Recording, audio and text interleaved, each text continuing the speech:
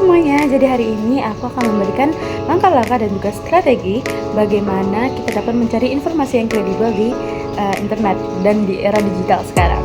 Nah, sebelum itu kita harus tahu dulu apa sih itu informasi kredibel dan mengapa hal ini penting di era digital sekarang. Nah, informasi kredibel ini adalah informasi yang dapat dipercaya, lalu juga akurat dan juga objektif. Nah, biasanya informasi kredibel ini bersumber pada sumber yang terpercaya, misalnya seperti lembaga pemerintahan, terus juga organisasi yang reputasinya baik, lalu juga bisa berdasarkan ahli di bidangnya. Nah, mengapa sih dia penting di era digital sekarang? Nah, yang pertama itu adalah penyebarannya yang cepat. Nah, informasi yang kredibel ini dapat menyebar dengan sangat cepat melalui media sosial ataupun platform online. Nah, hal ini tuh dapat mempengaruhi opini publik. Kedua itu adalah mempengaruhi keputusan. Nah, informasi yang salah dapat mempengaruhi keputusan penting yang diambil. Nah, seperti keputusan politik, ekonomi, dan juga kesehatan.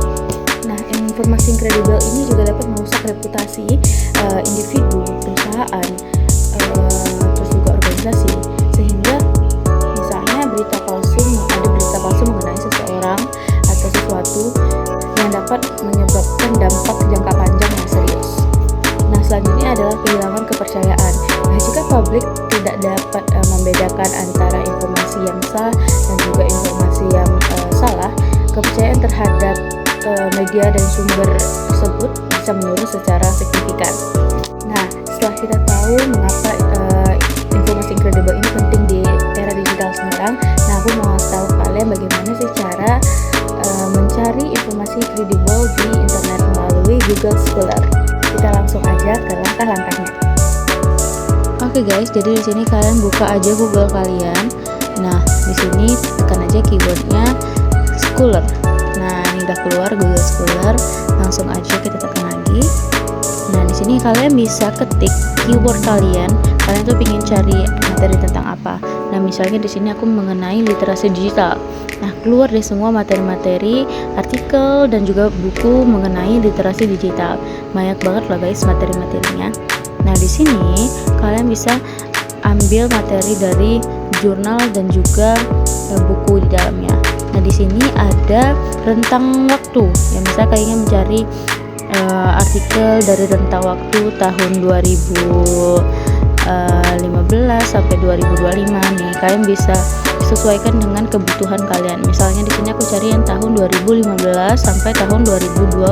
Nah, kita telusuri. Nah, langsung nih keluar jurnal-jurnal yang rentang waktunya itu dari 2015 sampai 2025. Nah, selanjutnya di sini kalian bisa juga urutkan menurut referensi atau bisa urutkan menurut tanggal. Terus ada juga semua jenis atau artikel kajian saja. Oke guys, di sini kita juga bisa lihat nih daftar pustakanya. Nah, nih seperti ini contohnya.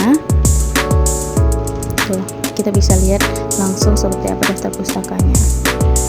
Nah, bagaimana sih cara bagaimana melihat materi ini tuh informasi ini tuh incredible apa enggak?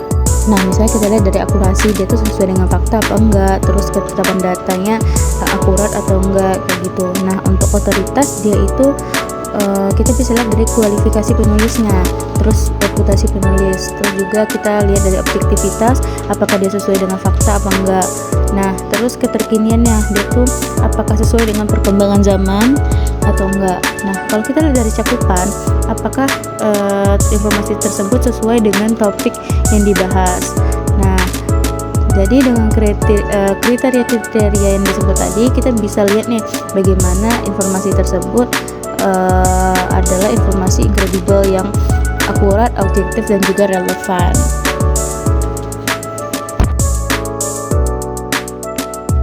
Nah, itu dia bagaimana cara menggunakan Google Scholar untuk mencari informasi yang incredible. Nah, semoga ilmu yang diberikan bermanfaat bagi teman-teman semua, sehingga kalian semua bisa menggunakan Google Scholar untuk mencari informasi yang incredible. Terima kasih.